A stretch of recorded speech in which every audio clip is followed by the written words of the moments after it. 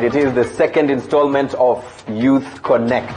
This is episode 2 after having one last week, and where we had talked about the question of the shape and the look of the jobs of the future.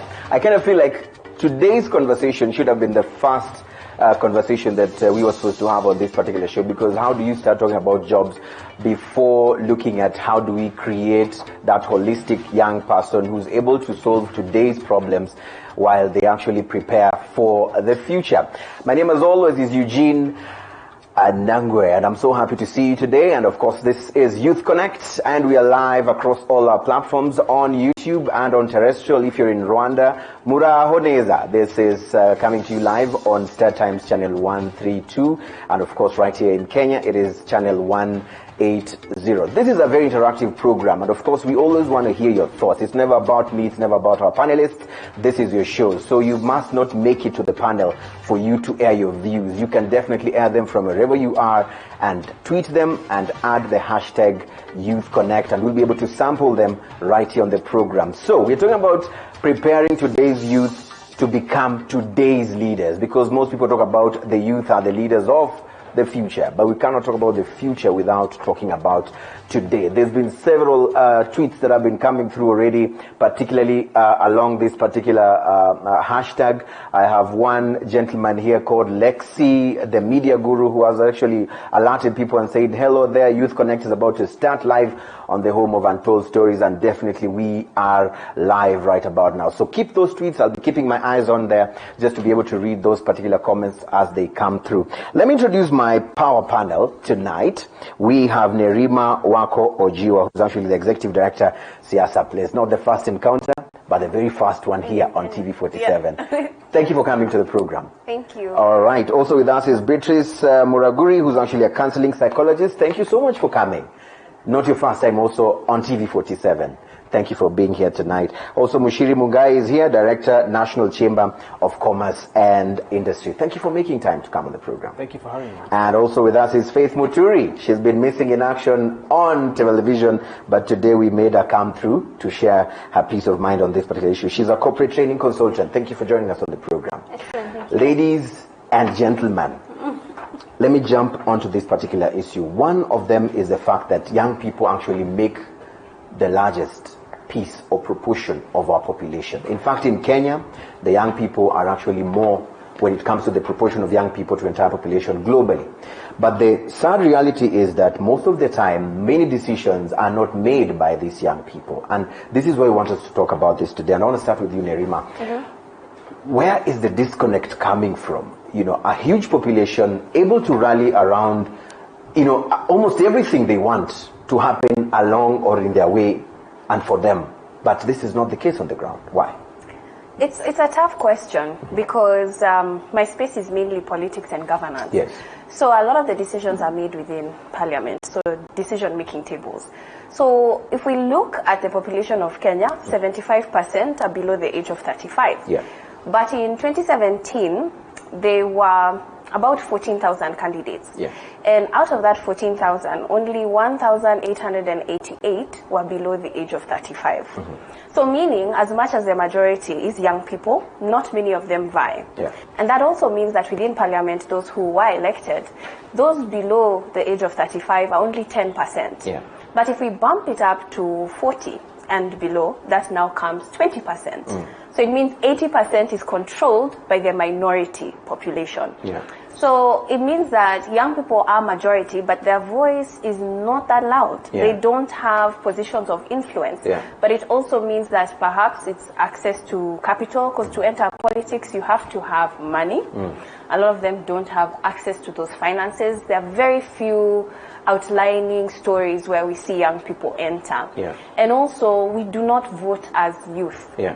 As a block. We don't. We don't. As soon as the election comes, in fact, people enter that ballot box and they're like, I don't know what happened. Yeah. By the way, Yeah. I thought I was not tribal. Yeah. But then that day, Yeah. I was. And Yeah. I have friends who call me and confess and apologize. Right. I voted on tribal lines and I'm not this person. Right. And we're even seeing how young people actually follow who to vote from their parents or uncles. It's like so we are mom influenced. said, yeah. We're like a puppet. Yes. The decision doesn't come directly from us. I want you to park that for a minute and let's talk to Beatrice now, because Beatrice, for you to be a leader, you must not be in politics. Politics is not where we can always say that for you to be a leader. In fact, for today's topic, I don't want us to think that we're talking about just political leadership. But we cannot be a leader politically if you're not a leader from within. Probably that's where the problem is, no? That's a great question. Yeah. In every human being, Yeah. there is this potential of leadership. Yeah. You are all born leaders. Yeah. Put your mic up. All Yes. right. Yes. There. Yes. Okay. You are all born leaders. Yes. But the first person to influence, before you go out there influencing other people, Yes. you have to influence yourself. You must influence yourself. That is it. How do you do that? How do you influence yourself if you don't know yourself? You have to introduce yourself to yourself. What am I trying to say? Yeah. If I am Beatrice Mudhoni, Yeah. there's Beatrice Mudhoni that you see, Yeah. and Beatrice Mudhoni that you'd like to see years to come. Yeah. Our youth, they are the majority, yes, but they still cannot answer this question. Yeah. Who am I? Yeah. It begins with self-awareness. Yeah. And if you want to know where you are going, you first of all need to know where you are starting today. But we have so many problems, maybe, quote unquote, that we do not have time to actually think about those things of saying I first have to look and ask, who am I? When I have to think about how I'm going to put food on my table, how I'm going to pay the rent, how I'm going to get that employment. Could these problems bombarding us as young people, causing us not to be able to think about these critical things you say? Good question. We cannot ignore the fact that there are so many problems. Yeah. But the difference between the successful people Yeah. and unsuccessful people in the society is one thing, the thinking gap. How do you think? The quality of your thoughts. Yeah. You are saying there are so many problems. Yeah. I agree. Yeah.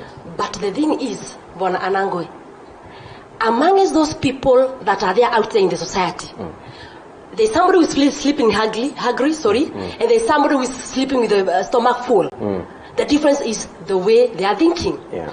I think the best thing we can do as leaders, because we don't need to be politicians so that we can be leaders. Yeah. By the way, we have got so many politicians, but they are not leaders. They are not leaders. Yeah, Hold and there's that a difference between leaders and managers. Yes. So we have many managers Yes. than we have leaders today. Right. So we need to open that part, try to access that part of our youth that has to do with thinking pattern. Yeah. Because the way we thought, the way we think determines how big we become and the way we perceive things in the society. So how we think determines how far we can go. Muchiri, from your space, Chamber of Commerce, industry, of course we're talking about, we have managers and we have leaders, so you have to choose between these particular areas. But from the two panelists, what they've actually said so far since we started this conversation, I want to hear your voice on that particular area, especially for those who want to make it and lead in the space of commerce and industry. What is stopping us as young people from leading in these spaces? Well, just picking up from what Beatrice and Beatrice has actually said about leadership being a position. In business, really, it's sort of an issue of your position. Yeah. It's an issue of how well you can solve a problem. Yeah. For the business space where I belong, is more of finding problems that you can solve. So, in terms of the gap that exists, is actually the critical thinking and understanding the problems that you have in the market and how to then decipher that problem, come up with a solution, and unlock. Yeah. Yes. But then I'm trying to think, at the end of the day, we're talking about if you were to list the most successful businesses, most successful entrepreneurs, they're not within this bracket. A majority of them are not within the bracket of 18 to 35. Where is the gap? What's the problem?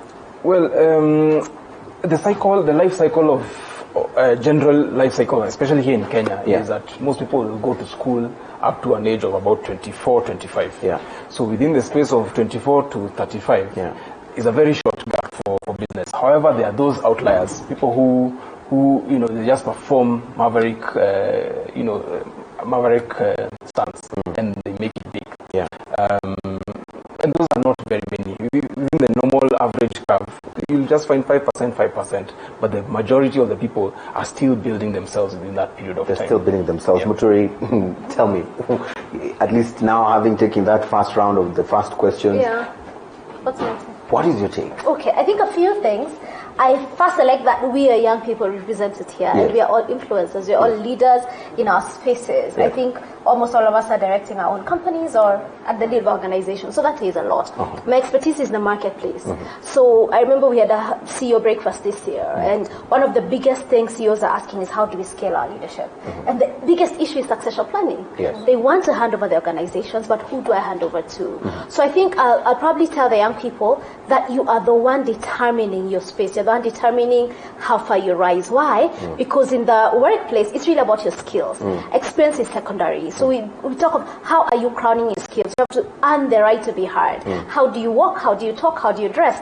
If you're in a corporate, you just have to dress the part. We love talking about Richard Branson. You know, he dresses how he wants, but he says, you know what? Look at me when I was younger. I was wearing my suits. So you can't show up and decide you're Richard Branson in a corporate formal setting. How do you communicate? How do you build relationships 360? You have to manage your boss, whether he's from heaven or not, in your opinion. You just have to. If you don't cope with your boss, you won't excel. And you guess what? If you don't cope with your boss, then there's a customer you won't hack. So you won't say, I'm tired of having a boss, I'll start my own business. You'll find another client who's giving you the most money and he's a cousin to your boss as far as personality or character is concerned. So how are you organizing your time? Are you efficient? Are you effective? Are you productive? I'm wondering which camera? This one. Okay. How are you managing your time, you know? Are you making the most of your time? Are you being efficient, productive? Are you agile? Because the world is diverse, and I love how he said that there's a few mavericks. And the thing is, now in social media, what are you doing? Are you just twerking on social media, or are you really growing your plan? Are you advancing yourself? Because the era we are in, especially in Kenya, oh gosh, we're so big on social media, and that's why Safaricom is no longer pushing they're not pushing airtime, it's bundles. Internet, that's the way to go. And then I think the other is writing skills. Guys, we have a generation of literate people who do not know how to write effectively. So you know, then you write I with a small I, really, and say saksa boss ndachelewa. It doesn't work. So are you writing in a way that how are you showing up in your writing? And then finally, negotiation skills. How are you negotiating? How are you negotiating with clients? If you can't cope with clients, you won't be valuable in your organization. So the thing nowadays is your skills. And your skills it doesn't matter if you've started the job or you've been there for 10 years. In the CEO breakfast we were in, and we're partnering with, a lot of people are now young. So it's changing. So experience is good, but guess what? It's your skills. You earn the right to be heard.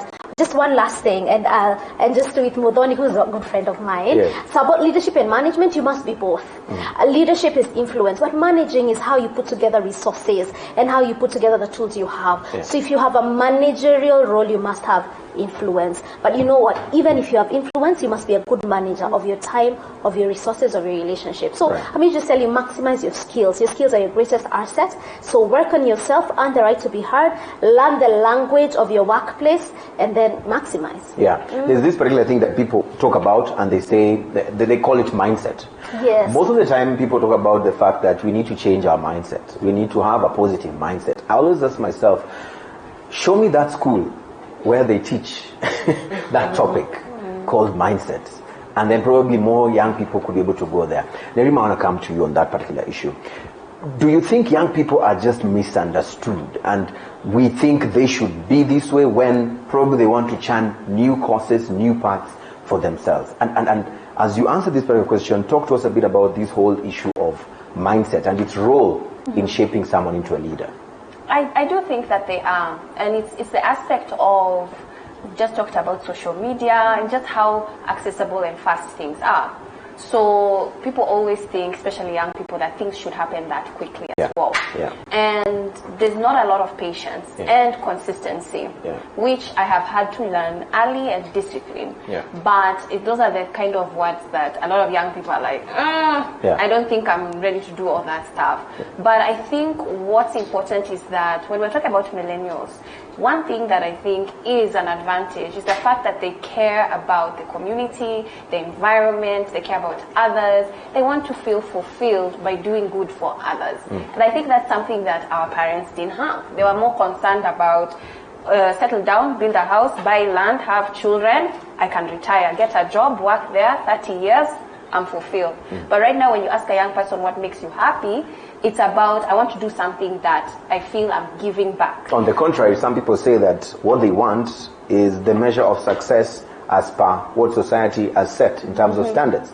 A big house, a beautiful car, a very beautiful wife. You're missing quickly. Yeah, and quickly. Yes. Quickly. Yeah. And it goes back to even the conversation I was having with Muchiri, kind of in the break room, where we're talking about even mentorship, because this is where such conversations are supposed to be had with older generations to sort of guide younger generations to know that this is something that takes time, it takes hard work, it takes dedication, and not something that just falls on your lap. Because even now, when we look at successful people, we're more concerned about what they have now, but not necessarily the journey that they took to get what they have. We should be more concerned about their journey and learning from their journey and not their destination. We should be concerned about the journey. I want us to hold on that particular thought, and then we take a very short break. Of course, when we come back, we're going to take more of your tweets, more of your calls. Remember, you can also call us. There's a number on that particular screen of yours. You can definitely just call us, and we'll be able to get your thoughts on this particular topic we're having right here tonight. If you're tweeting us, remember to add the hashtag YouthConnect. Share your thoughts. It will be easier for us to track them right here on the program. And definitely, we also have the SMS platform, which is 22047. Just send us that message. We'll be able to read them when we come back from the break. Stay with us.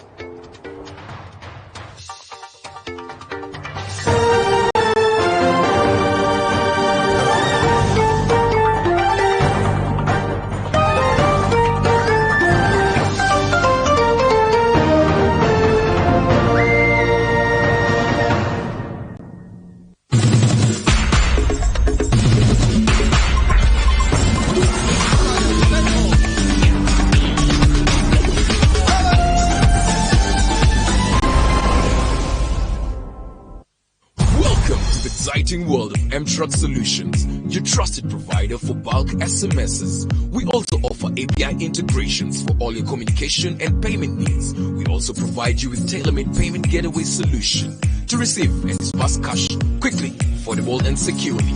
Let us expand your reach and connectivity on USSD, SMS and voice today. Call us on 0723 030 or email hello@mtruck.limited.co.ke. For more details, visit our website www.mtrucklimited.co.ke.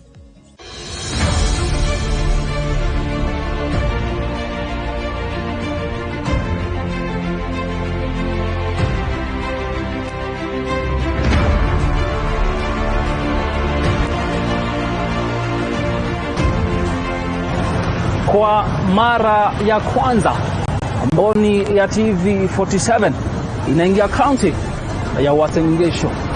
Je, kuna nini?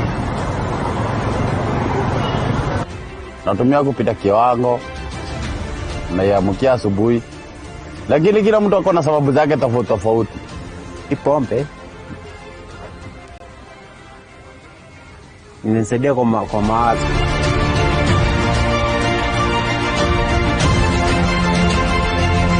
Jambo la kwanza, yule wa kulaumiwa ni shetani. Ati Eldoret inasemekana huko ni mahindi tu, hakuna. Lakini hapa ndio penyewe mahali ambapo pombe zinashukia, hata inakuja kwa wingi.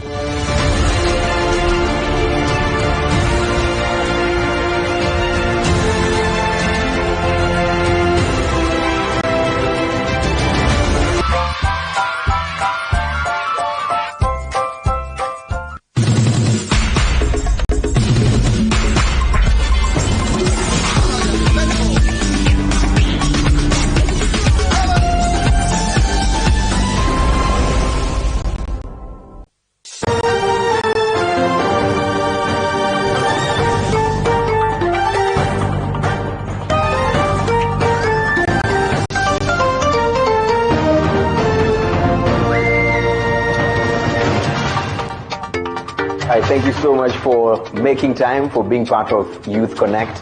So it was a pleasure having you. My name, as always, is Eugene Nangwe. This program is right here for you. Remember, if you want to pitch, this is Youth Connect. We'll connect you probably to your employer. They could be watching, or they could be on RTL. So if you have something you want to pitch about yourself, feel free to definitely tell us and add the hashtag Youth Connect. We'll definitely read it right here.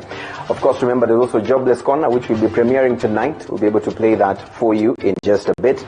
So stand by for that. We have platforms where you can be able to talk to us. The SMS platform is one of them, 22047. I have a message here. You did not leave your name, and you say, youth to leaders of tomorrow has not come to pass. The leaders we had in the 80s, 90s are still leading, and they refuse to resign or retire. Look at politicians. And I think your name comes through, and you say you're Mugambwa from Mfangano Island. And this, I'll definitely throw it to Nerima. Nerima, this is in your space. Young people are tired of being told you're the leaders of tomorrow. Leaders that we've had for so many years are still right there. And there was even a backlash on some of the appointees that were actually given some jobs to lead certain parastatals. And young people felt this is not it. Do you think those in power today are actually the ones probably discouraging young people from believing in this mantra?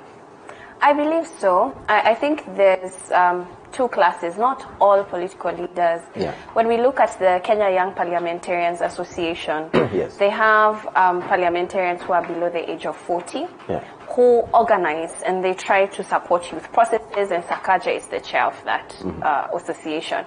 But also we have politicians who've been there from the 80s and 90s. I agree with that totally. Yeah. And they do not appear to be leaving soon, and Yeah. there's no even sight Yeah. of even bringing up new leaders and supporting them to take up their mantle, Yeah. which is worrying. Yeah, and the fact that the numbers of young people, especially when it comes to the next election period, will be a very huge one in terms of over 50% Yeah. of the people who will be able to vote in 2022 will be young people. And we'll be back again talking about this same thing. So isn't it our own mistakes as young people who have the power to actually vote in young people who we believe, as opposed to these young people, these old people voluntarily leaving power when they don't want to leave? What do we do? I think it's a mixture of both. It's our fault, but also the environment doesn't really teach us what a good leader is. When we're talking about the kind of leaders that we have who succeed, they're not necessarily the best leaders. Yeah. So we're talking about a country that rewards those who don't do well. Yeah. So why would you tell a young person to do well when they can clearly see that they won't get rewarded or there's no reward for that? Yeah. But we're also talking about the economy is difficult. I've seen enough rallies where people are just waiting for the rally to end so that they can get 50 shillings because they have starving children at home. And the politicians will use those visuals, optics to say these are people. Yes. So when you're talking about a hungry person, there's no way you're going to teach one. Yeah. So it's a difficult environment for us to be talking about change.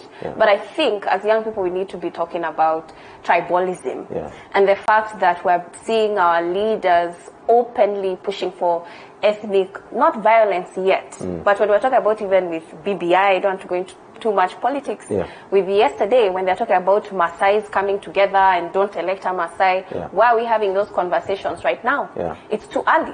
And that means by the time it gets to 2022, the ground is already set to be hostile. Right. And these are some of the things that we should be shunning and not supporting political leaders to continue to say publicly. Right. Beatrice, politics, whether we like it or not, shapes what we do, how we are, and everything we do around ourselves. We've just spoken about this fact that this young man says that we still have older people in these particular leadership positions. I've challenged Nerima here, and of course the facts are here. By 2022, Kenyans in the age bracket of 15 to 19 will be totaling around 5.29 million. They are likely to be ready to be registered to vote and shape the particular twist and turn of events in 2022. But at the end of the day, we do not see them wanting to be part and parcel of these processes.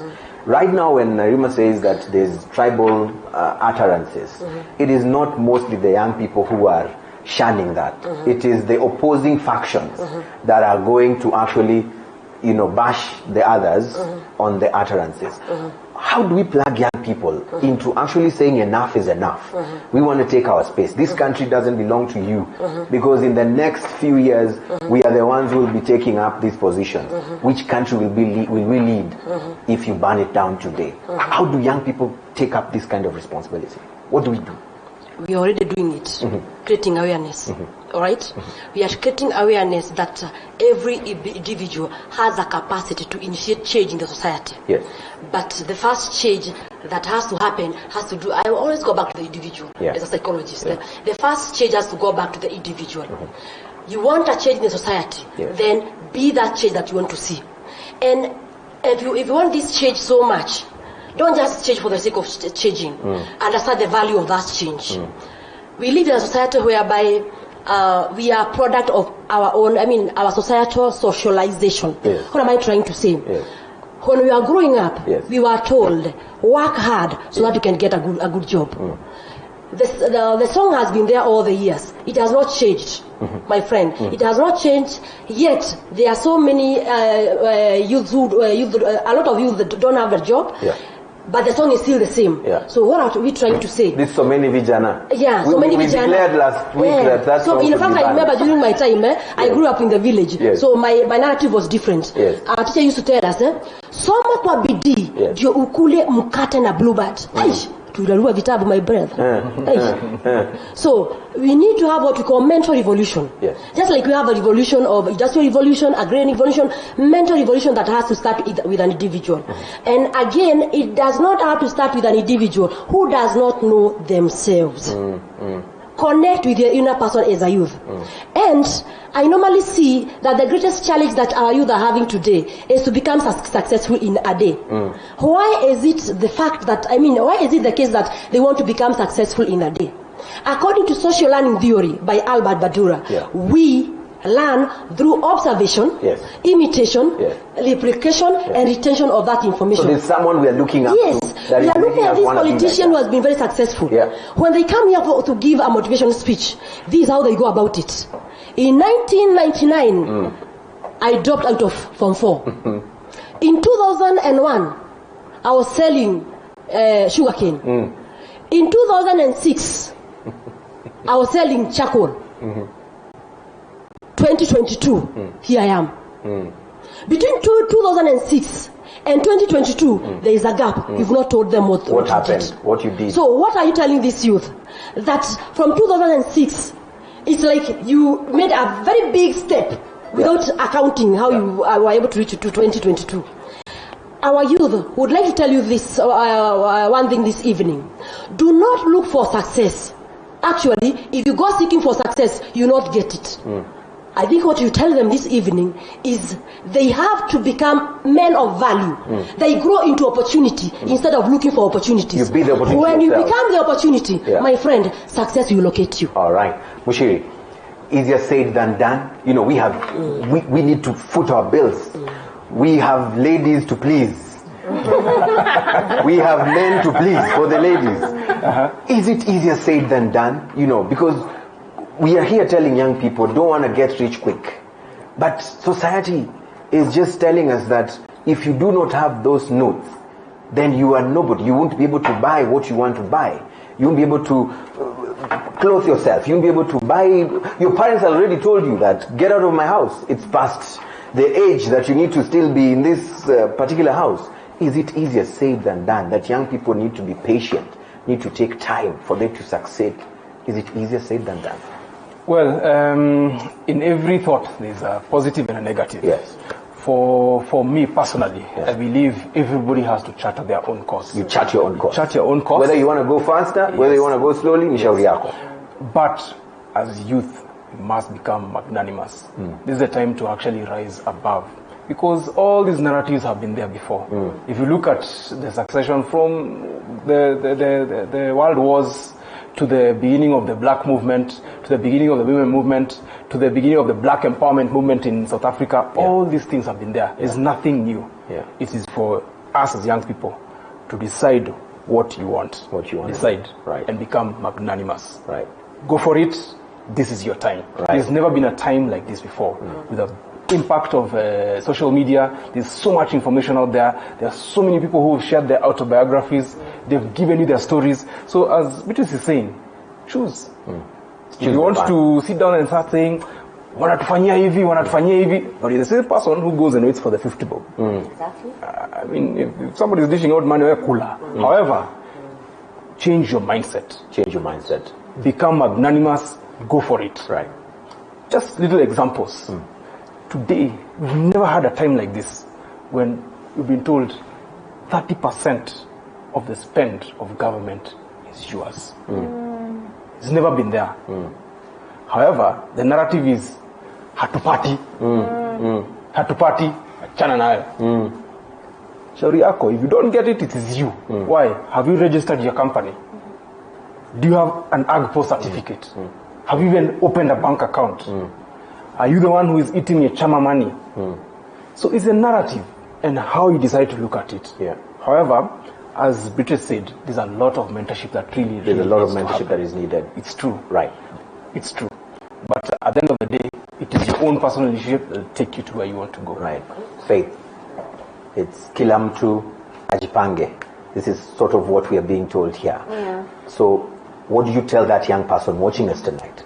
They want to be patient, but circumstances are just, no. It is not really giving them room to be patient enough to wait. And here they are, they have an opportunity to actually say, I can take a shortcut and still be able to get to the same end of the race with the people who are also, what do you tell this person watching us tonight? I think two things. People are the business, time is the trade. Yeah. People are your business, time is the trade. In the corporate world, time and business. If you're in biashara, time and people. If you're in school, time and people. What do I mean? What are you doing with your time? If you're in the corporate world, 8 to 5, what are you doing? Are you on Facebook, social media, chit chat, gossiping, complaining about your boss? You're on the downhill trajectory. Right. Are you making the most of your time? Are you developing? Are you saying, oh, me report yangu inakataliwa, can you, or are you finding out, can we have 30 minutes this week? I look at your report today, you look at my report today, I give you a draft next week, like that. How will your report be? Are you developing? Are you improving? And then people, are you maximizing the people around you? Have you, first this thing of telling someone, please mentor me. Oh, I'll be very honest, people are busy. Why don't you say, I went through your website, I noticed you do this, I'm gifted in this, I want to add value in this. I'll give an example, and I'm sure all of us get so many inboxes. Can you hire me? Can you employ me? Will you? I tell you, the people who will ever be hired because you wrote an inbox is because they said, I looked at your organization, I came and attended this, so I looked through your website and I noticed there's this gap. I'd like to help you with this. So you must do research. You must do research. You must offer help. Right. Are you using your time to help? Are you using your time to complain? Are you using your time to build yourself? So are you maximizing on the resources around you? Are you maximizing on the capital around you? Go to your lecturer. Go to your lecturer and tell him, I'd like to help you prepare for your next lesson. Maybe he needs better PowerPoint. Guess what? Your lecturer has opportunities with other people around him. Right. So don't just go to the lecturer and waste time. Have you gone to your career office if you're in school and say, I want to vamp my CV? You'll be surprised what can be on your CV. How are you using your time? How are you using your relationships around you? Right. If you've just cleared high school and you're wondering what to do, I'll give an example. So I've been training for about 10 years. Though I was known for actually 14 years. I was known for my TV stint. But guess what? I did 4 years as a volunteer. 4 years. 2, 3, 4, 4. Each of them with 12 months. Each of them with 12 months with nothing, no pay, no nothing. No, I think I had an allowance to do 1,200 at some point. Can you imagine what does that do? But here's the thing it did. It taught me invaluable skills. Right. I learned how to communicate effectively. I built relationships. Soon what we were doing, there's an organization that loved it and they said, why don't you come and do this? Soon we're developing curriculums, just in terms of how do you grow. Then that's when school showed up. Because for me, school didn't show up earlier. But what do you do? How are you using your time? Let go of friends who are not adding value to you. If there's someone you admire, don't just tell me I want to mentor you. Tell them, I want to take you for every place that you're going. I want to help you with your shopping. I want to offer help because people are busy. As you offer of yourself in something that's relevant, it will make a lot of difference. Tell them, I want you to spend time with me. I'll give you numbers of everyone who knows me. I want to babysit for you. You'll be surprised. Be in their circles, whether it's the personal life, if it's professional life, tell them, I want to help you with your filing. You'll be surprised as you spend time with this person, how much you'll grow. So time is, people are the trade and time is your greatest resource. People are the trade. So use them and you'll scale. You'll be able to grow and just ensure that, okay, that guy or chick who's wasting your time, let them go. If you're trying to impress them, someone else will impress them and they will take them away from you. Drop them like a hot potato. Drop them like a hot potato. Brancos Gay, let's now read the tweets. They've been coming in really fast. We have, and all you need to do, definitely, please add the hashtag YouthConnect. You don't need to tag me on the tweet. You don't need to tag T47KE. All I want is to be able to track that particular tweet. It's what I'm using. I'm just clicking on the hashtag. I have one here says, in today's world, there is a lot of demystification of education is the key to success. The slang seems so unreal nowadays. And of course, what is it? It says, but fair enough, the youth have to become magnanimous. Let's talk about a bit about this particular slogan, education is the key to success. Because when I was doing my research, I found out that failure in education is among the things that actually hamper young people from actually becoming who they want to be. They feel that if I didn't get certain grades, then I'm not worth it. I cannot be able to get there. Nerima, why do you think we need to start telling young people that education only is not really the key to success? It's not the key. I was actually surprised to see that point there. Because even when we look at Kenya, in the region, we are one of the most educated countries. But also, the fact that most of our employment is in the informal sector. So not necessarily in certain jobs that we have in mind as to what we consider successful. So there's going to be a lot of space and opportunities for innovation, creativity. We're talking about thinking outside the box and not your typical form of employment. So young people have to now adapt. And even when we're talking about technology advancements, and even when we're talking about the digital space and 24-hour economies, these are waters that we haven't charted before. And even right now, everyone is complaining about how expensive tomatoes are. But young people don't want to enter agriculture. They would be making money right now. Yes. Perfect. We have Kevin. Thank you. Let's take Kevin from Meru. Kevin, welcome to the program. What is your take on tonight's conversation? Okay, my concern is about the population of...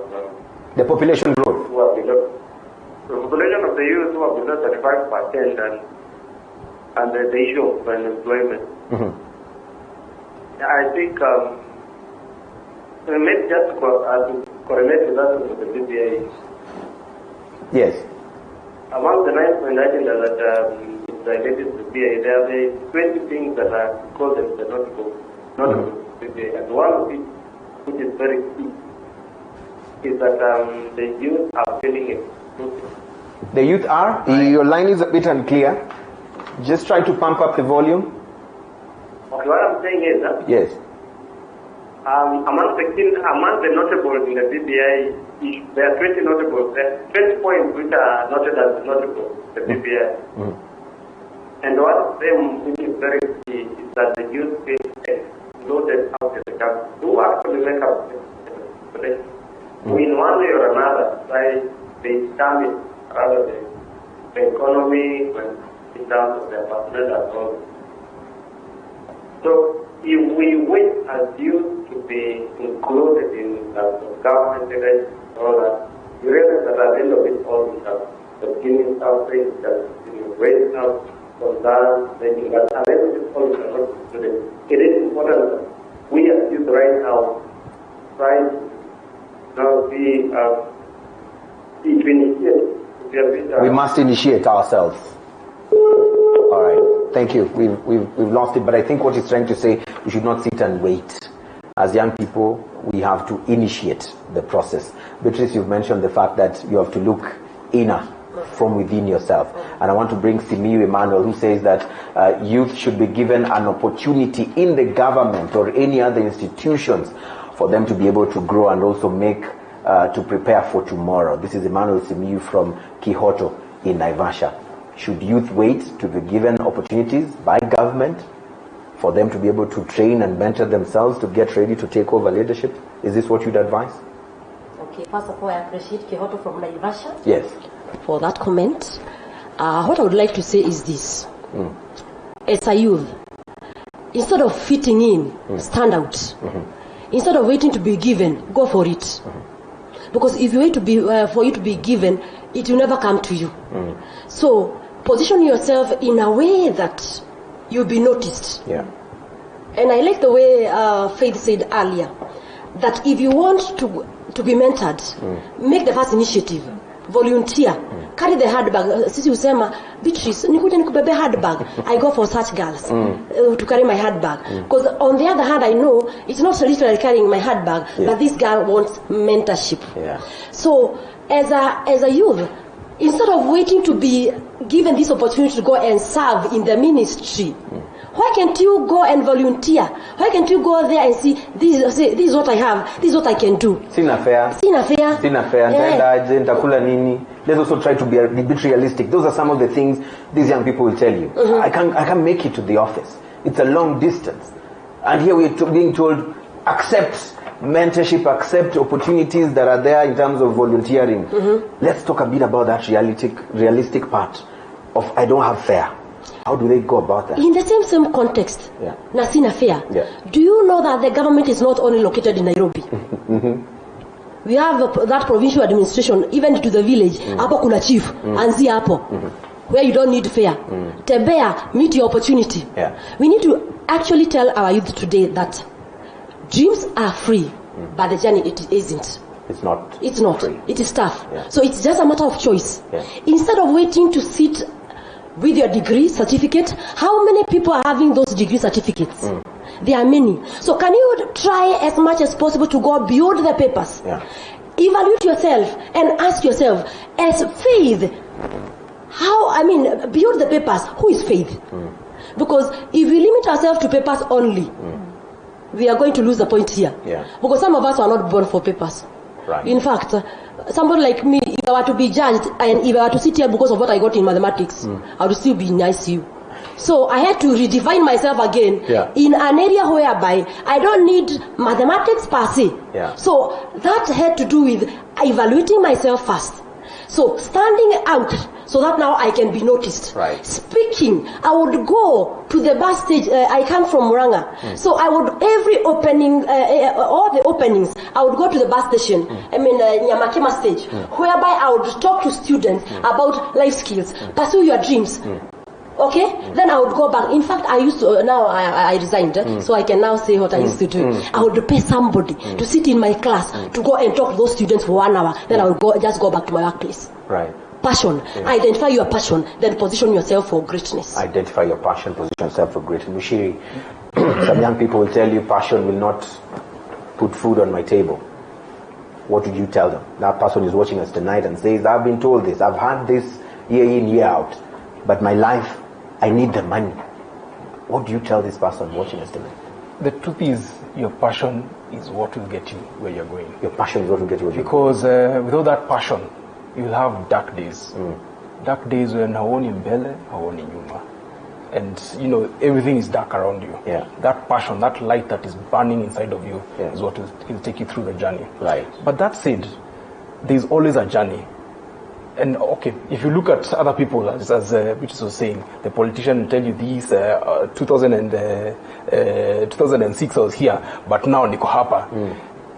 There's a journey. There's a journey, and everybody has their own journey. And you have to define your own journey based on your passion and the fire that burns inside of your heart. Right. Which is going to get you there. Right. So one of the things for me, when I'm talking to the young guys who I hang out with, and I hang out with a lot of young people, is come back to your reality, to where you are seated.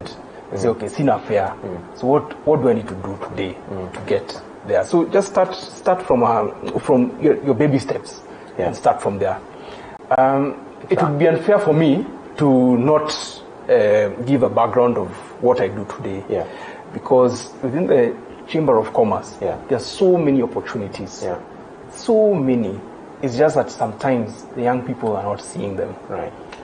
Based on the prism of their mindset. It's so focused on the politics, yet there's so many opportunities sitting on the table. For example, within the counties are receiving 3 billion shillings every year, or even more. Out of that spend, you don't need fare as much. Go home. Tembea. Ungana na vijana wengine. Go and get that. First, you have to educate your mind. Understand what the county integrated plan is.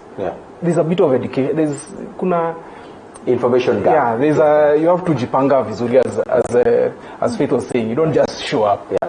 Do some research, find out where the gaps are. Yes, understand what the county is trying to do, where the procurement is, and then come and present your case. Perfect. Faith, when we come from the break, I'll read your thoughts on what the other panelists have said, because we're going to take a short break. But before we go there, Elijah Okemo is actually saying, when I volunteer, how will my siblings and other dependents survive? Let the privileged youth not lie to us. We need to call our ethos to order. This is what he says. There's reality versus what we think can work. And that's where I want to take us to the break right now. I need you to keep tweeting us. #YouthConnect. We'll be able to sample them right here. And of course, before we go for that particular break, I want us to launch the Jobless Corner segment. This particular segment is about you getting a platform here on TV47 Youth Connect to be able to sell yourself. Tell us what you can be able to do. Maybe your employer is actually watching. Let's take a look at today's edition of Jobless Corner, and then we'll go for the break.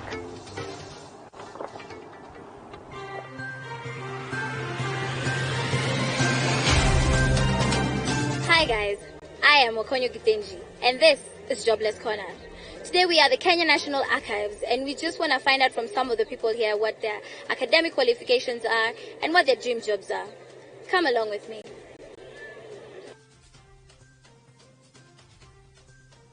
I'm Duncan Matibe. I did a Bachelor of Education Arts, English Language and Literature in English. Then I decided to further on my studies in the line of masters so that I can specialize for phonetics. Yeah, so right now I still don't have a stable job. Yes, but I'm looking forward, longing to get a job. Duncan, if you don't mind telling us, what is your dream job, and where, if your future employer is listening right now, what pitch would you make? Okay, if my future? If your future employer is listening right now, yes, what would you say to him? Okay, that he should really ensure that he gets people who are hardworking and who can do a very good job in the line of English, because English is dynamic. It keeps on changing, so it calls for a great research in the line of English. Right. Duncan, what is your dream job? Okay, my dream job is to be a lecturer in the School of Education, so that I can lecture in the line of English. Which school, to be specific? Okay, University of Nairobi. Yes, University of Nairobi in the School of Education. Right. Duncan, if you don't mind, just leave us your contact, and probably University of Nairobi will call you. Yes. Okay, my contact is, my phone number is 0712 955 922.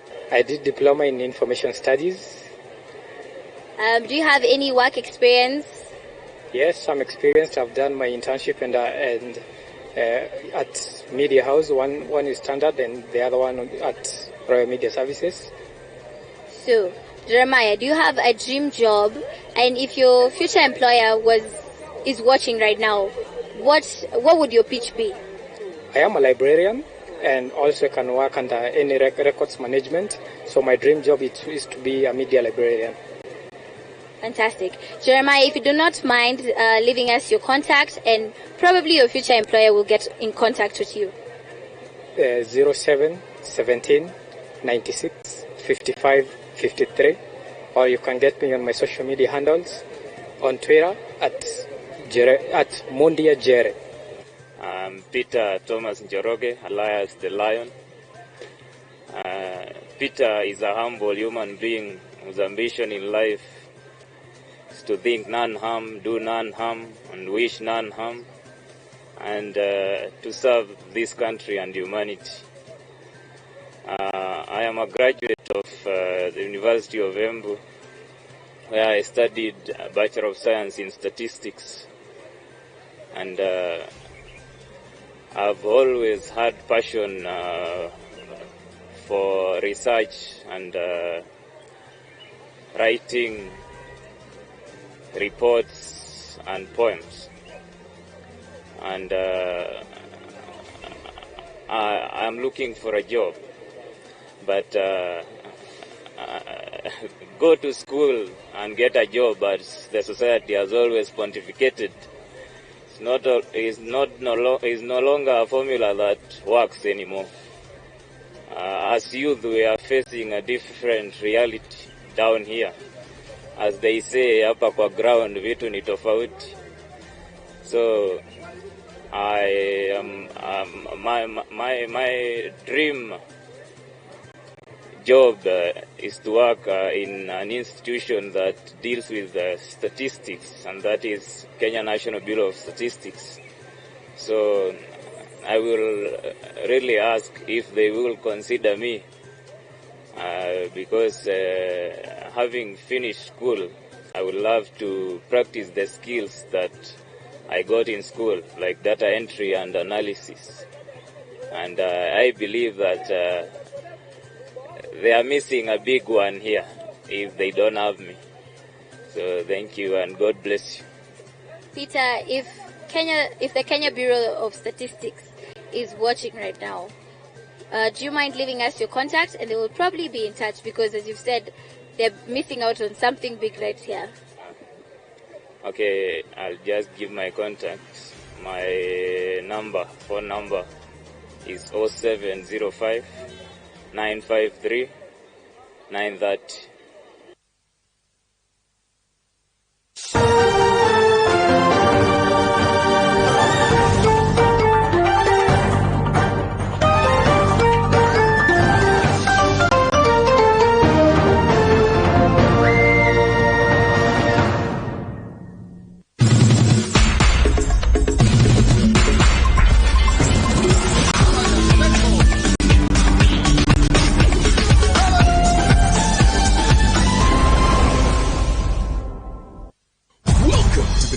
World of M-Truck Solutions, your trusted provider for bulk SMSs. We also offer API integrations for all your communication and payment needs. We also provide you with tailor-made payment getaway solution to receive and disburse cash quickly, affordable and securely. Let us expand your reach and connectivity on USSD, SMS and voice today. Call us on 0723-030-030 or email hello@mtruck.limited.co.ke. For more details, visit our website www.mtrucklimited.co.ke. Siasa ni sawa na usiku wa giza. Usiku uliojaa siri, hila na karata. Na nitajaribu. Na inahitaji ujasiri kuupenya. Tunapiga mdomo sana, lakini hakuna kitu kigeni. Mimi wewe niambia nikatae kwenda kukamua ng'ombe maziwa yangu, nipeleka niende kwa naomba wanakuja kwa mama wenye wanajiweza. Acha nicheke kwa sababu nafikiri kwa sababu ya hizo nguo wanavaa wanaona Wakenya wengine ni wajinga. You cannot have your cake and eat it. Na wakati wa Ruto kuumia kutokana na maoni sasa. Baraza la siasa limejituma kutia mwangaza kwenye giza hili. Ungana nami Salome Mwiruri kila Alhamisi saa 2 jioni.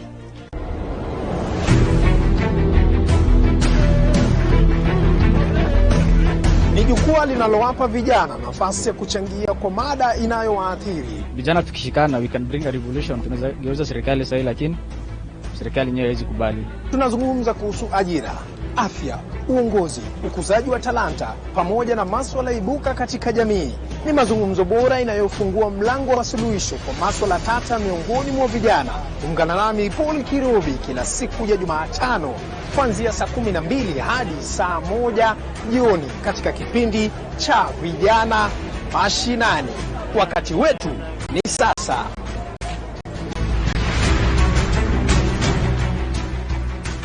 Jamii imezungukwa na mambo mengi sana. Karibu tena mtazamaji, unaendelea kutazama kipindi cha Jamii na Itikadi. Kutoka kwenye ndoa za mapema, kuolewa is an option, mila na desturi. Kuna nguo ya hapa stingirumu na kuna nguo ya chumbani. Dini. Wengi walipitia kwa many boyfriends, many girlfriends. Na hiyo ni uka hapa. Maisha ndani ya ndoa. Hauoni vile atetema, yeye ndio yuapika, ushavyomba kuwa, hapa tusemezane ukweli. Mazingira. Kama mimi niko na watoto na sisi kizani na ndugu yangu. Watoto wangu wakiwa kwa umri mchanga sana. Ninaweza kuwa protect kidogo. Watu wangapi wanafanya kazi pamoja wakikutana ni maadui hawazungumzi. Siku 2-3 haya huyu ana mimba, kwanza alipatwa na malaika. Bila kusahau tamaduni. Sauti za kina nyanya za masogora kufundwa ni sauti 21. Ungana nami Fiona Kenga kila siku ya Ijumaa saa 12 jioni hadi saa 1 ndani ya kipindi unachokienzi Jamii na Itikadi. Nikupe uhondo.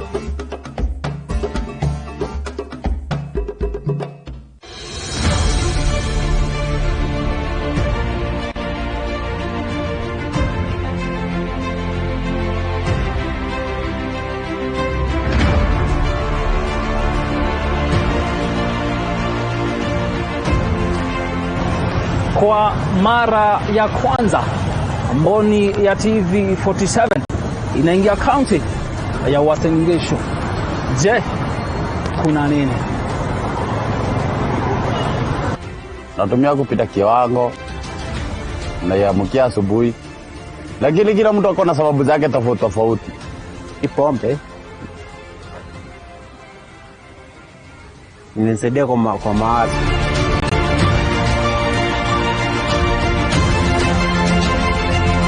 Jambo la kwanza, yule wa kulaumiwa ni shetani. Ati Eldoret inasemekana huko ni mahindi tu, hakuna. Lakini hapa ndio penyewe mahali ambapo pombe zinashukia, hata inakuja kwa wingi.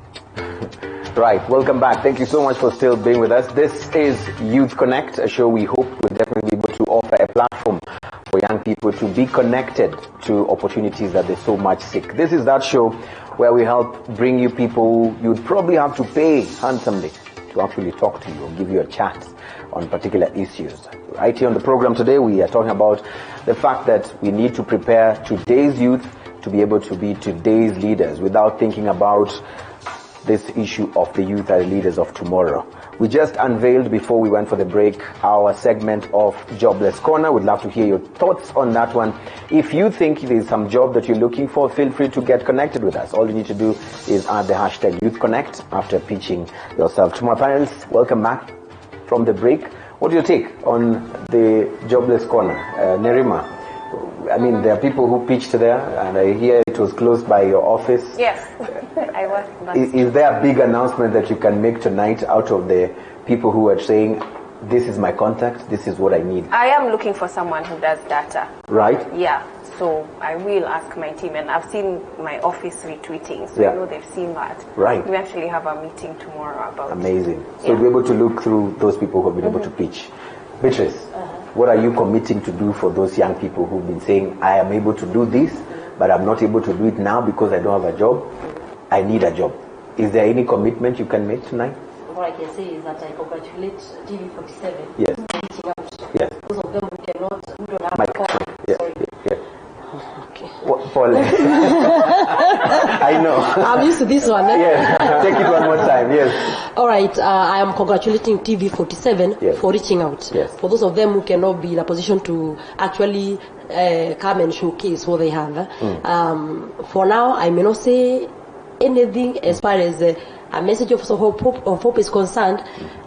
For those two guys, are they 2 or 3 guys? Yes. But what I can say is that those skills combined, it's an explosion. It's an explosion. Muchiri, take them. I mean, it's an explosion if the skills are combined. What are you waiting for from the chamber? What can the chamber do for them? I think for me, I was quite happy with that segment. Yes. Congratulations for putting it together. Yes. For me, I can commit to work with you, just as we're exposing the young people, to then kind of create a network that you can leverage the skills from different angles and see how they can synergize to unlock an opportunity. Right. For example, just seeing the gentleman from Embu, we actually have an MOU with Embu University within the Chamber of Commerce to help the agricultural students. So an analysis as well as the library services would unlock a world of opportunities. Right. So working with your office, we can then help be able to see how to plug them and connect them. Yeah. Faith, when you're looking at them, you're smiling a lot, especially that one who said the institutions are missing out a big time because they don't have me working for them. Could you be one of those who are missing out and you think enough of the missing out? First, I think I love that. To be honest, many of them focused on what they do. He focused on the problem that's then the solution he'd love to give. I think my challenge, then let me start with what we do as Delve. As Delve Training, we have a CSR called Simama Outreach, and our passion is helping alumni and people who are in alumni to plug in. Here's the thing. We feel alumni is the most sustainable movement in any for helping youth to a great extent. Why? Because people who've been in a school are able to help the people who were there and who are still there to move on. I'm sure any of you guys, if you see a CV of someone in your former school, you're like, I'd love to help. Yeah. So that's one of the things we love doing. So for guys who are in Embu, for example, we'd love to partner with you because there are guys who are in Embu in your school and they'd love to employ you. Right. And there are guys who are behind you that you'd add value to. So that's one of the things. So we'd love to connect with you to see how do you connect with the institutions. Why? Because I'd love to help more than the individual. Yeah. I'd love to help him to connect with guys in his alumni who need a librarian. Right. But more than that, guess what? Remember you're saying you look for a job and her office is right down the street. Yeah. Here's the thing for everyone who's watching, wherever you are, jobless corner, look at those buildings, imagine they need you. It's how you put yourself together. The librarian, actually the number one, top 5 things is filing. All you need to do is go to an office, ask them, may I have a brochure of what you do? That's all you do. Go do your homework, soma, see what they do, and then tell them. Right. Come dressed up and say, I'd like you to show you for 5 days what I can do. I've noticed you have 1, 2, 3, 4. Here's the filing solutions I have for you. Does that make sense? Versus a job. And tell them, just give me 5 days to show you what I'll do. Why? You've probably been going there every day for 5 days. Why not just change approach? Knock on that office. Don't just ask for a job. Ask for the brochure. Go home, soma, see what solution are you offering and show up. Right. And there's someone who said something, and thank you so much for being honest. He said, not to let the privileged people, because I think I'm not talked of volunteering for 4 years. And he said, you know what, don't tell us because you're privileged. So I feel I owe you to tell you the truth. I wasn't in university for 4 years because I didn't have school fees. I did not have school fees. Where did I start volunteering? My church had a kindergarten. That's where I'd go every day to just help the children at the kindergarten. And that did not need fare. That's what I did. So what we're saying is, go where you are. There's someone in your church who needs what you do. There's someone in your mosque who needs what you do. Imagine, and many of us, that's our story. I'm not saying from a place of privilege. I've never been employed. But what helped me is my skills. Finally, when I joined campus, they told me, what have you done? And they helped me put a CV based on my skills. That was unimaginable. That's how I started getting opportunities that were not necessarily work. So we're not saying from a place until we've been there. I remember when I volunteered on the 4th year, they gave me an opportunity to go abroad. So I went to Europe for the first time. I had 200 bob in my pocket. Each year 200. So ningerudi fare imepanda, sijui ningefanya nini. And guess what? I didn't get a sponsor from abroad. I didn't get anyone who helped me out. So I think as we're saying, take the opportunity. Can you imagine? This is an example. She needs your services. You are there seated. Just knock on that door, ask for their brochure, go do your homework about them, and then come and say, I know you have this problem. Versus, I want a job. Right. Ask for either way. You've been out a job for 6 months. So volunteering 3 days won't attack you too much. Right. Once they've seen what you've done for 3 days or even 1 week, and after the 3rd day you can ask, I'm really requesting for fare. You'll be given fare. But not on day 1. You know what I mean? Because for you to be there seated, ulifika kiasi. So that's my challenge to you and request to you, and the fact that they needed you and you are right there. I hope it's shown a real life scenario of what we are saying. But we wish you the best, and we know times are harder. We're talking about that than the 80s and 90s. But when the times are harder, I believe that grace abounds. Right. That God has given you grace, and you can make it. You can make it. You can. I like the fact that there's positivity coming out of that particular segment, and so I can say out of 100, I'm feeling like it's 100. These people have already gotten space for an opportunity when we leave here, and they left their contacts. Our cameramen are clapping, they are happy. Good stuff. So Elijah Okemwa is actually saying, this guy from Chamber of Commerce, what are these opportunities that he's talking about that millions of youths can't see? No. All graduates must be given an enabling environment to further their skills and impact the society. I think, Muchiri, you should be able to share some bit of light. Where are those opportunities at the Chamber of Commerce? For instance, if any, that probably someone watching us tonight would be saying, I think I have a skill set that I can be able to tap into that. So I didn't get his name? Yeah, it's called Elijah. Okay, Elijah, thank you for asking the question. I think, Elijah, thank you for asking the question. There are very many opportunities. number one, within your county, I'm not sure which county you come from, there's a county integrated plan. One of the things, just take some time, study it, and with a group of friends of yours, come and form a company. That company will be able to then pitch. You may not be the one who's doing the actual work, but with a group of friends of yours, you can be able to do the work. If you're able to, you can register your company, you can then go and get an AGPO certificate. And the registration is actually online. Today you can actually do it on eCitizen. Register, get your AGPO certificate, then go and look at what the county is offering as work. This is as close as possible to you at home. So then the challenges of fare and things don't come up. Yes. Understand what the opportunities are there. Then go to your chamber office in your county. We have chamber offices across the country. Go and ask them to assist you. Your youth representative within the county will help you to access youth fund. So if they give you a contract and you don't have money to do the contract, you can actually go and get LPU financing. That is just one way. There's so many other opportunities. For example, within the blue economy, there's opportunities there for, there's investments that are coming in for fishing and things like that. We're now within the chamber working with the government to then unlock this, the seafarers work. There's a lot of work that is coming there. So start training for that as well. There's opportunities, Dubai 2020. If you have a chance, you can then approach your chamber office, and then with the chamber office, work with it's now called Brand KE, to find an opportunity to go to Dubai. It's a whole 6 months of exhibition. Will help you to then position your brand and whatever it is that you're going to be doing. And the whole world is actually going to be coming to Dubai. So all these opportunities for you. If those are too big at a big scale, then just within the chama, you can work together to sell a few things to then start your progress. Save a little bit and then leapfrog from there. The magic behind chama is that each of you have different strengths. So one person can be employed within the chama, and you can grow your organization from a small startup to the next big thing. The other thing is, sorry, somebody's really watching, calling me. I've lost my train of thought. But the other opportunity is, sorry, I've lost my train of thought. Blame it on that person. When we find out who that person was, let us know. Amechukua opportunity ya mtu. So, but for the gentleman, there are very, very many opportunities for you, and I'd encourage you to actually go to your chamber office within your county. There are youth representatives there who will actually help you to unlock some of the opportunities that are there. Elijah also says that if those panelists pick one of the youth from the street, it is a plus. I'm applauding TV47 for allowing them to be heard.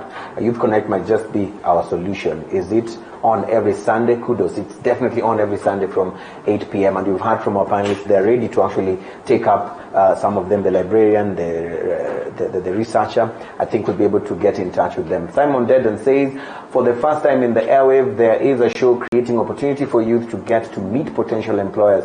Congrats, Youth Connect is the real deal. Thank you very much for that particular tweet right there. I think there's someone here who's actually saying what they can do is Tintin. They're able to do that right there. So definitely keep those messages coming, and we'll definitely be able to read them. Yes, just another thought. For Elijah. Yes. If you have an access to a computer, and internet, you can actually. The government is actually offering the Ajira project. Some of those are very low capital opportunities that you can go online, start doing a little job. It could be data entry, like for the gentleman who's doing data entry. Very low skill jobs, and actually money can start flowing into your account. Flow from there. And from there you can actually then grow. So for that they go like to Huduma Center and ask. Actually, many people don't know, but then the youth ministry has centers across the country. And this is going all the way to the ward. So there are ward centers. In some countries, they haven't yet gotten there. But that's something that you can then reach out even to your chamber office, within your county, and then help you to find where the ward office is. And those are simple things, because they actually even have computers there. They have, for the guys of Wasani, in some counties, they actually have studios where you can then go and do your music and practice It's just for your talent. Yeah, and I think when we listen to this, Nerima, I see you looking at me, and you're also feeling like there could be a gap, especially for communication or information flow. Yes. There are so many opportunities out there, but young people do not know about these opportunities being available. And probably this is what is causing this anger, that where are those opportunities you guys are talking about and we can't see them.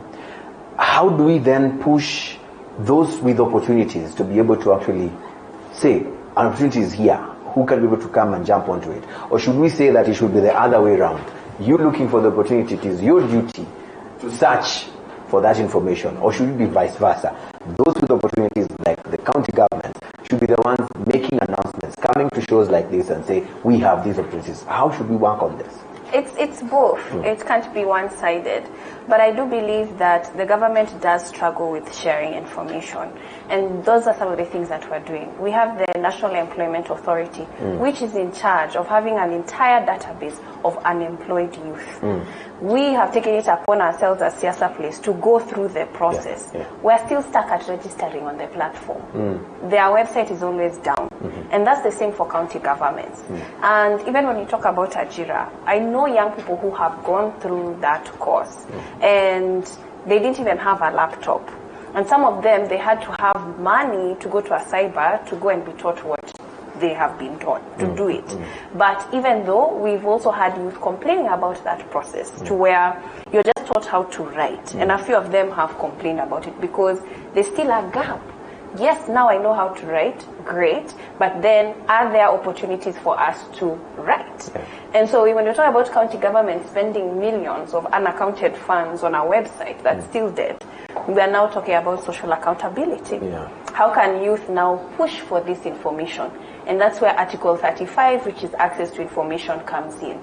We are still fighting for that article because government doesn't view information as public, where, for instance, even the work that I do, I am sometimes pushed back for asking for information to share with young people. So I'd say... Yet it's within your rights. Yes, it's as within a my citizen. rights. And a lot of youth don't know that. So there's still sensitization that's needed. And also the fact that we still have, say, county government for opportunities, still putting it on gazette notices.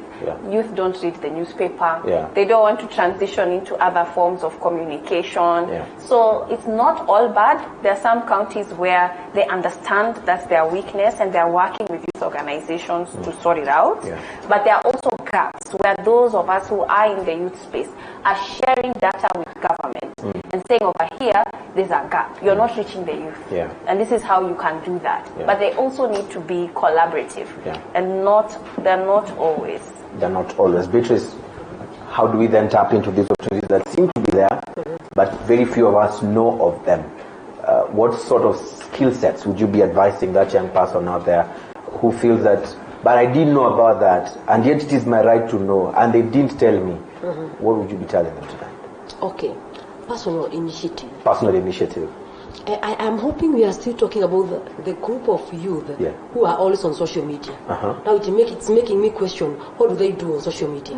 Because we cannot compare the youth that we have today in 2020 and the youth that we had in 1999 as far as information is concerned. Today information is traveling at just check the social media. If something, whatever is in the news today, they will actually convert that thing into a very humorous thing and it is going to pass within the shortest time possible. To be trending. So what am I trying to say? I think they have this access to information. Is what kind of information are you consuming? So it's a choice of information that you need to consume. So we think we're consuming the wrong priorities. Yes. About priorities. Quite a number of them, they have what you call priorities that are upside down. And I would like to keep on emphasizing that the youth have not changed. Because as far as developmental milestones are concerned, they are still navigating the same. So if I am now at my age right now, I just exited my youth. When I was a young girl, the same developmental milestone I was going through are the same developmental milestones that the youth of the young girl of today is going through. It's only that the seasons have changed.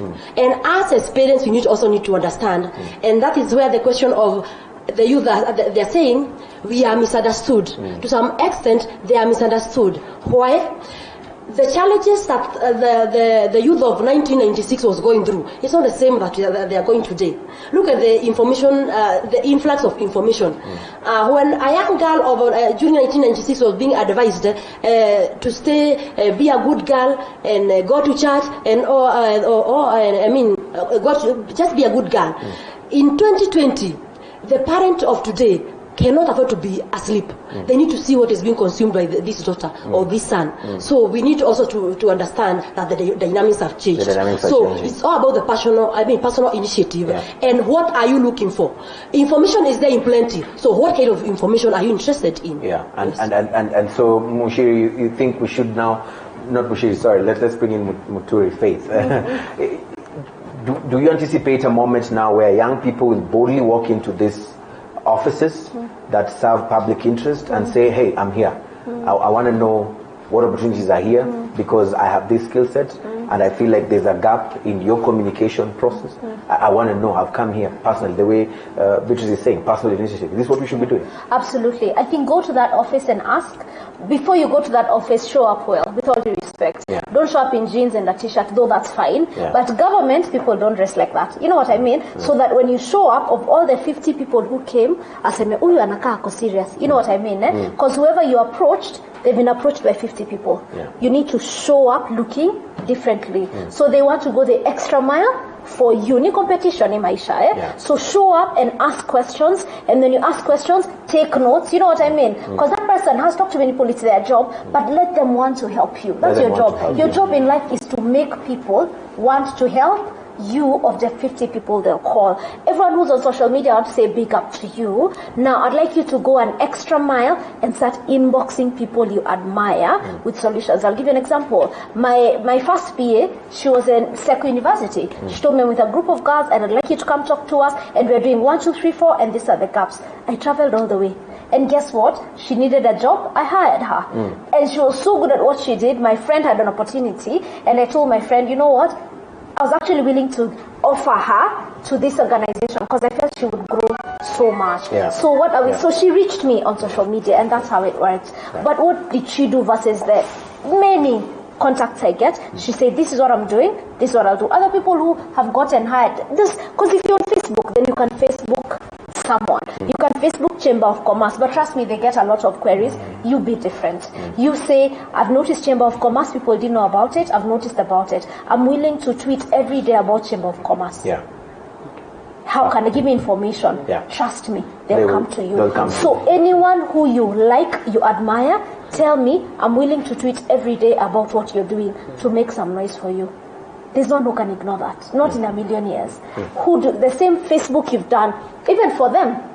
Why don't you tell, you say, you know what, I want to help you. Tell Eugene, Eugene, I want to help you manage your social media, but tell him what you've done. I think Monday, Tuesday, Wednesday, Thursday, just do like a plan. Come mchezo, and tell Eugene, inda kufanya kila siku, give me 1 week, trust me, or even I'll just tweet about you for 1 week. See if you like me. Why? If you could tweet today, if you could Facebook today, you can do it a few more days. Trust me, no one will ignore you. All we're simply saying is there are many opportunities, but also we are many people. So show up in a way that utakuwa respected, utakuwa trusted, and because you'll be different. Exactly, and people will even create opportunities for you because that's life. And here's the thing.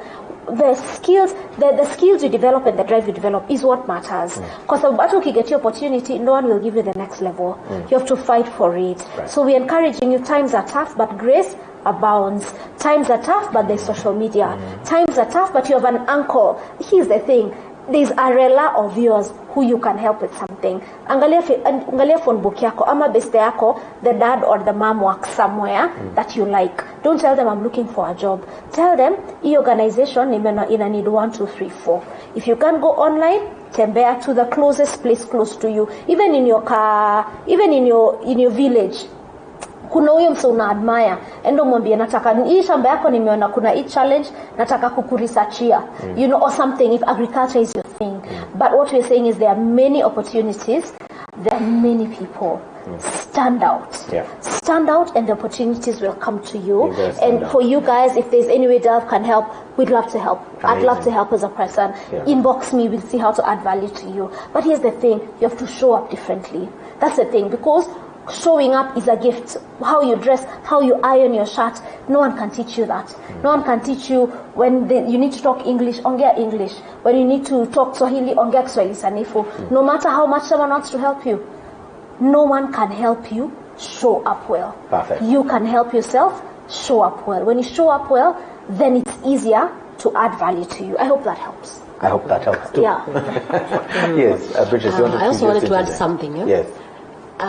They also need to understand that you have to start where you are with what you have.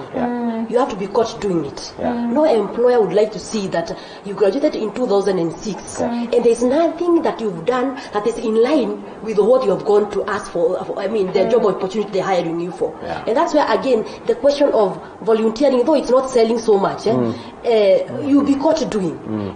So start where, even in the Bible, when Moses was asked, what are you holding? It was a rod, and that is what God used to move Moses from point A to point B. And I'm very sure, even if he was still holding a spear, that's what God would have used. Start where you are with whatever you have. Start where you are with whatever you have. Lexi, the media guru on Twitter, says Kenya lacks fairness in terms of job recruitment. Without connections, getting a job is hectic. Once there is fairness, most of these jobless yet graduates won't lack jobs. Loving the show. I don't know, because for me, I'm here wondering, if this fairness doesn't come, what happens to us as young people? Do we still hold ourselves, go at a corner and cry there and say there's lack of fairness? What do we do, Nerima? Whether the fairness comes or doesn't come? We demand. We demand. We have to demand, and that's the work that we do. And that's why I was talking about the information is not that accessible. Right now, if you ask someone how many AGPO loans the government has given, there's no information. There's no. And then I've even spoken with Youth Fund, and they don't even know. They don't have that data. And so we need to realize that the situation is dire. And sometimes even our office WhatsApp group, we get DMs of people crying because they are jobless. And it's depressing to the point where they're telling you they are going to commit suicide. Okay? So this is the reality of our country. So we cannot come here talking about issues so lightly. Because there are people every day who are not eating or sleeping because of access to employment, which is a basic right in our constitution. So I believe that young people are in a space right now where we have to use that anger in a way where we demand government on accountability. There is too much corruption, and that corruption is what is going to kill us the most. We're the ones who are going to live through this country for the next 50 years. And it's something that needs to be fixed today. And so I think the ones who should be championing in terms of having a better country and pushing for equality is young people. And we must show up to do that. We must definitely do that. I've one here, Dominic Mutua, who's actually taking up the challenge of actually putting himself out there. And he says, hey, Youth Connect, I am a purchasing and supply chain graduate, second class, upper division, Moy University, looking for an internship or job opportunity. Well conversant with procurement duties. Kindly, any referrals and leads will be highly appreciated. Thank you. Please inbox me. I know someone who deals in that space. I'll introduce you. Show up well. Right. You know what I mean? Let your CV show the value you add. Because nikipatia opportunity, akona 20 zingine. Wanauliza show up well. So please DM me, Faith Muturi. No promises, I'll try. Right.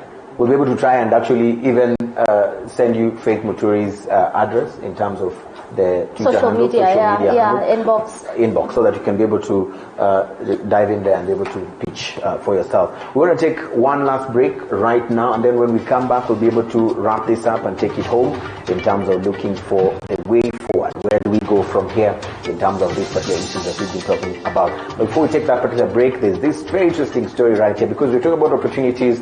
We want to show you that even from whichever age that you are, you can definitely do amazing stuff. There are these kids who are actually doing amazing stuff, and of course we definitely do enjoy drinking beverages from our favorite cups and actually have meals from plates that we like. This definitely makes our food enjoyable and tasty. At Toy Market in Kenya's largest slum, Joyce's shop sells kitchenware with a touch of design. And of course, their colors, patterns, and shapes attracts customers. Our very own Zubeda Hamisi of Sauti Yetu has filed the following report. Take a look. There are many beautiful utensils and each has its own design, making it unique in its own way. Mrs. Joyce is a hard-working woman in Kibera with a shop that consists of kitchenware that can make your kitchen's beauty come to life.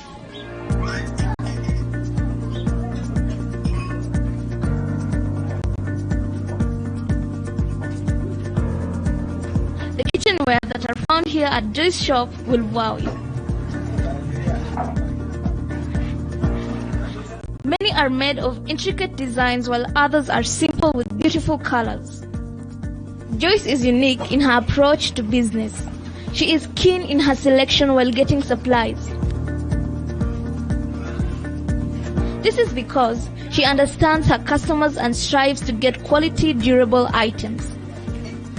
Hizi vyombo mara nyingi mi najua Kenya customer wanataka. Najua customer wangu anahitaji vitu gani. Kwa hivyo ninapoenda soko najua customer fulani anataka hii, customer anataka hii. Alafu mara nyingi lazima ukuwe na vitu kama kichiko, mwiko, kichungi, vitu ndoko. Lazima uongezee kwa hizi masahani. Ukikosa hizo vitu ndoko ndio biashara haiwezi endelea vizuri. Lazima uongeze hizo vitu zote ndoko. Kwa naangalia utensils zenye ziko na prints, and I thought this is where I would find them. She's good with the customers, welcoming, yes.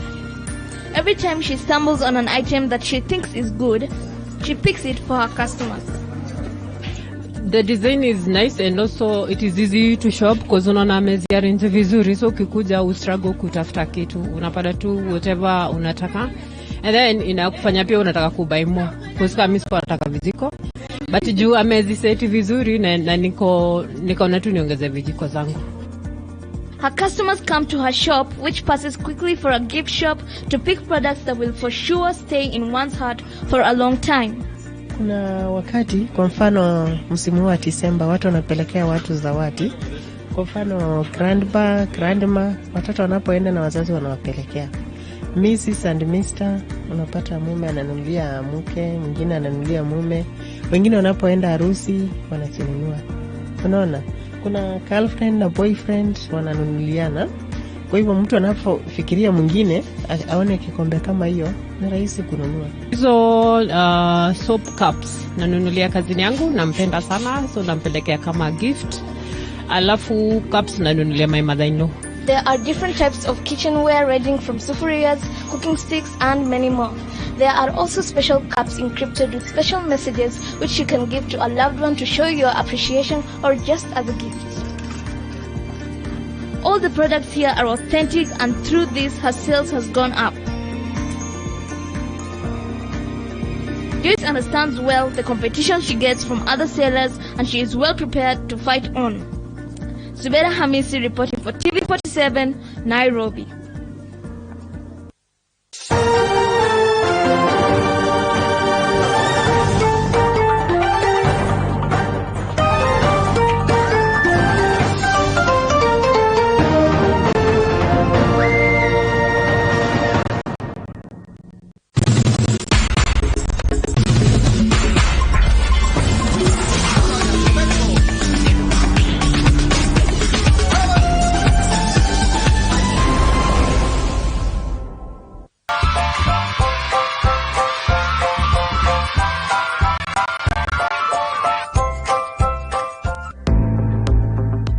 Those fun weekends with the baddies, holiday getaways, baby showers, and any other mashup event, we got you back. Welcome to Woodland Resort for comfort and elegance that will ensure your entertainment needs are met. We have a spacious bar area with a round table to maximize on your bonding time with friends.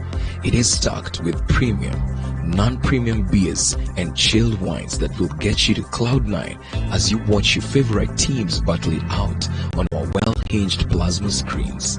All this is perfectly crowned and made possible by our caring, always available bartenders to ensure that all your needs are catered for. We can't wait to host you at Woodland Resort. Woodland Resort for comfort and elegance. Located in the outskirts of Kitale Town, Kitale-Webuye Road, opposite St. Joseph's Boys Kitale.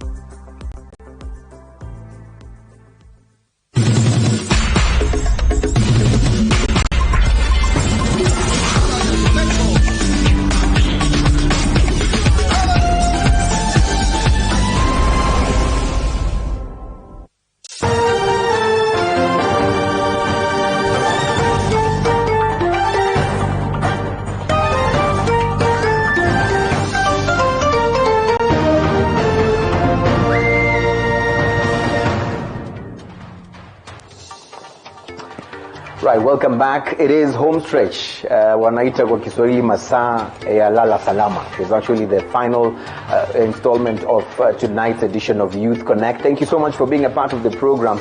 My name as always is Eugene Andangwe. You can definitely get in touch with us. All you need to do is tweet and use the hashtag Youth Connect. We'll definitely go to sample your feedback. On Facebook, I see Dame H-Town says, loving this Youth Connect. Eugene, great job right there. Emmanuel Simu says, tuned in live from Kihoto. I think we'll definitely be able to see you on our Twitter feed. But of course, we also have another Twitter tweet right there from Shine Kibera. And of course, it says, there is unemployment, of course. The Lady Muturi has explained it well in volunteering. The young people should try and offer free quality services as a way of creating connections for themselves. All in all, we wish the youth all the best. Thank you very much, Team Shine Kibera. And of course, when we come back for this particular break, we're definitely talking about the way forward. Where do we move from here? Especially looking at some of the things that we believe should be able to be solving these issues. One of them is mentorship. We've talked a bit about it. But of course, we need to understand the fact that we have employers who probably could be having opportunities for internship or for mentorship, but they do not offer those particular opportunities. How do we ensure that, yes, it is within their right to whether to allow you in or not, but how do we motivate them? What do we need to be telling them tonight, Nerima, so that if TV47 has slots, for instance, for internship, open those gates, let people come in. Let's talk about those employers who have these opportunities but are not offering them. I have a problem with just calling internship because you want to be able to allow young people to come into a space and to learn. Yeah. I've been in internships where you're getting coffee for people and they are not involving you in the work of the organization or being able to understand the organization. They actually lock you out of staff meetings or particular meetings. And I would say to particular CEOs or directors is to learn more. For me, myself, I read a lot. I read a lot of Simon Sinek. And right now I'm reading Leaders Eat Last. And it's just basically trying to understand young populations and how they can feel fulfilled in the office and how my organization itself can also transition. I think a way to incentivize particular organizations is for them to realize that this population is the one that, if you're a business, that will be buying whatever you're selling. So you have to be able to understand them if you're talking about growth and capitalizing on that growth. And for them to realize that it's for the growth of the organization to be able to understand their majority population. But I do know that there are countries such as Japan that have taken other levels of incentivizing internships through giving stars or recommendations. If, for instance, your company has 10 plus interns, you actually get a tax deduction.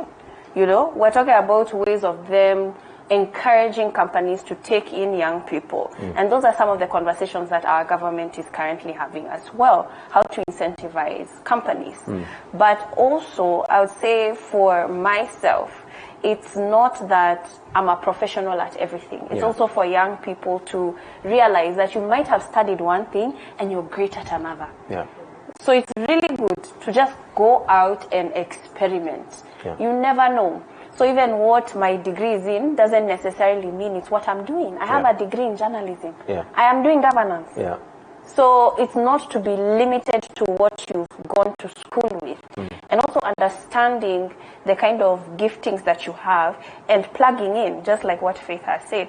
And through that plugging in, you'll see the steps toward a career that will show its face. Right. Beatrice, we talk about preparing today's youth to be today's leaders. If we have the best, I want to say probably a best CEO who's a very great leader, then it only makes sense that if you want to prepare this young person to be this great CEO, then this great CEO should take this young person under his wings. How do we ensure that this is happening and young people are saying, you know what, I'll sacrifice because I know the ultimate gift is bigger than just the needs I have right now? Okay, when people are applying for job, they talk about the hiring people or the companies, they talk about experience. But sometimes the youth keep on asking, where do I get the experience yet I'm not employed? We still go back to what we started. Start where you are with what you have. So that when you be going to this CEO, you'll see that you are not standing out there as just, let me use myself as an example. You're not just standing there as Beatrice Muraguri. You are standing there as Beatrice Muraguri who has added value to herself. In other words, you have grown into an opportunity. In other words, even the way you stand, as Faith said, the way you stand, the way you communicate, your first impression shows that you are willing to work with them in that organization. With them in that organization. And then something else, we also need to advise our young people that we need to work on our attitude, because our attitude is the paintbrush of our mind. We need to drop this, and I like to use what is happening in the country. We need to drop this we call nobody can stop reggae mentality, because yes, we need to stop this nobody can stop reggae mentality. Because what are we conditioning our youth? That when I make this decision, whether good or bad, I have to stick to it. We move away from nobody can stop reggae mentality to start singing the redemption song. Redeem yourself from that faulty way of thinking, because honestly speaking, you will never grow beyond your thoughts. We are going to be product, and you always be product of our own thoughts. So as you make decisions today, our young people, don't focus so much on the decision you are making. First of all, focus on the consequence. Make sure that the consequence is greater than the decision. Because if you cannot manage those consequences in the future, then you'll be crying that you made the wrong decision. And brand yourself such that you don't need to advertise yourself. You just show up and they'll be saying, this is it. This is what you want. We know this person. Thank you. Muchiri, from moving away from the mentality of nobody can stop reggae to singing the redemption song, but how far can a young person say this is it in terms of the limits of volunteering? They want to grow, they want to be that leader, but how far can they go? When do they say, no, it's enough of these freebies? Well, for me, as I said, every individual has their own capacities, and I may not be the right person to advise on a job seeker. But I would want to advise more the guys who want to create employment. Because everybody has a journey, and everyone starts from somewhere. If you remember the story of people like Steve Jobs, those guys actually, one of the things that we're discussing here is the failure within the education system being a ceiling for the young people. It doesn't mean because you failed, you cannot make it. It just takes you to step and remove those labels from your mind that ukushika kitu. Remove that label and step into your own greatness. It is you. You invest your own time. We've talked about social media. What apps do you have on your phone? For those guys, okay, for the ones who have phones, do you have an app for books? There's so many free books that you can actually read. Instead of actually spending all your bundles on Facebook and things like that. Nothing against Facebook, but read a bit. If it is something like eMyth, if you started a small company, how do you take it to greatness? And what are the avenues? How do you post your adverts on social media? Those are the small steps, baby steps, that will actually get you to next step. Yeah. If you look at guys like Transcentury, of course they started with huge capital investments, but from where they started to where they are, where they ended up, where they were at their heights, I mean, it took that magnanimousness to step up to the plate and say, we can do this. Yeah. So even for the young guys, my advice is explore the potential that you have together. Right. Sometimes you may not be able to do it alone, but together you can actually go places. Yes. Right. It would be unfair for me not to mention things like the orange economy. There's a lot of media, for you guys in media, there are a lot of opportunities and gaps within that. And I'm sure later we'll be talking about policy and things like that. Yeah. It is together that we can actually make a difference and come together and say, listen, there's this element here. The guys who are in university say, there's this element here that we're not exploring. How can we then, how can we influence this part of policy? By coming together as young people and leveraging on the strengths of togetherness. And the chamber actually offers a perfect opportunity for young people who have that kind of mentality. Perfect. Muturi, I'll just ask you the same question. How far can we go? You're saying you want us to volunteer, but up to when? When do I say I want to plug off? Yeah. Absolutely. I think before you volunteer, investigate about an organization. As simple as go find out who they are, because if their values are wrong, no matter how much you volunteer, it won't work for you. If their values are right, it will work for you. So that's number one. So before you volunteer, who are they? What do they do? What are their value system? How do you do that research? Go to their Facebook page. You'll see what complaints are coming up about them. If they're good to people, they'll be good to you. If they're not good to people, they will not be good to you. So I think that's the first one. Two, when you're interviewing, ask them, I'd like to volunteer. How long? Is there an access from volunteer? It's okay to ask. It's okay to say, I want to volunteer for this month, for this much, and then I'd like an opportunity. Ask, after 3 months, is there an opportunity? Are there internships? If I get an internship, is there? So, but they don't go for an interview and not ask questions. Ask.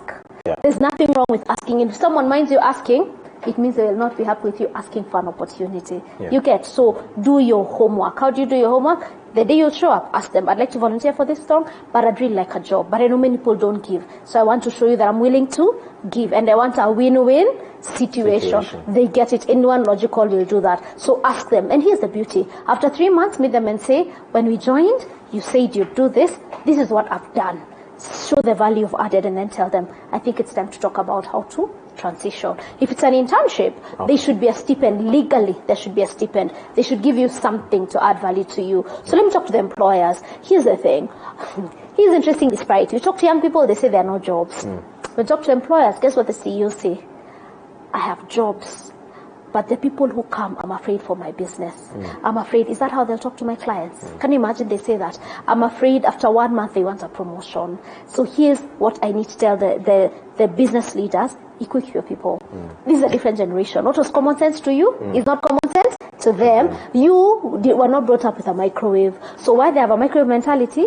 Imagine they grew up with a microwave. TV would start at 4 p.m. Them TV is 24 hours. So what do I mean? Equip. You'd be surprised if you tell your people, why should you? Don't just dress like this.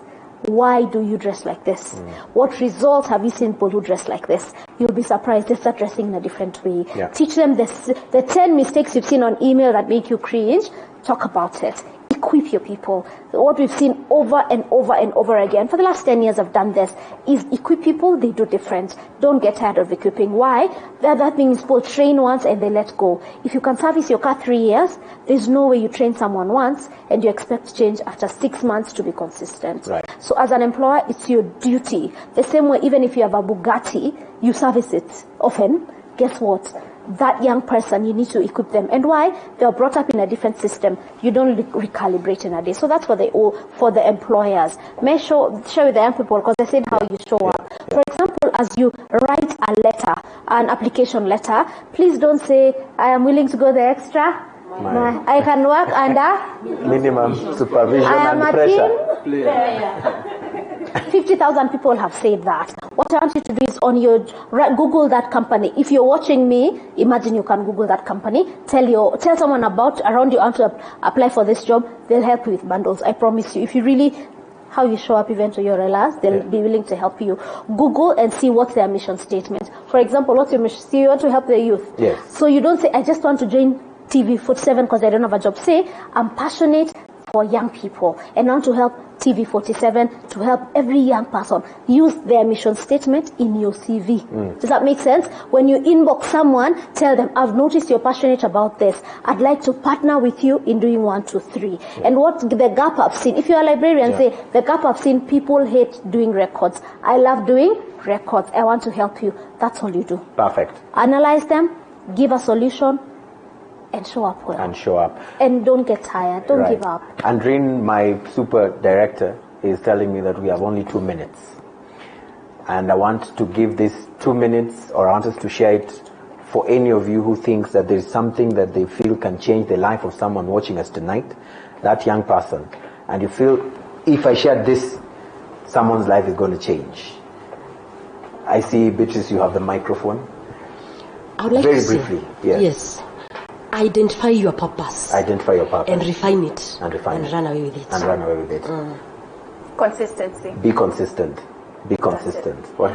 Step up to the plate. Step up to the plate. There is over 250 billion that is being spent. Come to the chamber, we'll help you, and we'll help you get paid for what the work you've done. Right. Where's the chamber for someone who probably has not Googled? First point, come to our website. There's a telephone call there. Call. If it is in a particular county, there are offices all Across all the 47 counties. Yeah. Faith. Time is the people are the business. Time is the trade. Go through your phone book. Who do you admire? Offer to give help. They will help you. Show up well. Don't give up. For employers, train your people. Equip your people. When people know better, they do better. Right. As long as you're consistent. And imagine above all, pray. Pray, pray, pray. And as you pray, show up well. Right. And it shall be well. Perfect. And Brian sums it up and he says, for me, the way forward, the youth that are privileged to be ahead and employed, please kindly mentor and nurture those that are struggling. Theirs is nothing good, or there's nothing good like giving back to the society by growing those that you left behind. Let's support each other. I think this is it. Takes us home tonight on Youth Connect. And this is all this show is about. It's about giving you an opportunity to people who can be able to mentor you, inspire you, people who you could or you would have to struggle probably to be able to reach them. But we bring them here. So all you need to do every time before 8 p.m., get your notebooks and your pens, because there's plenty of lessons to learn right here and opportunities that await you. We'll see you again next week, same time, 8 p.m. And of course, my name as always is Eugene and Nangwe. Goodbye for now.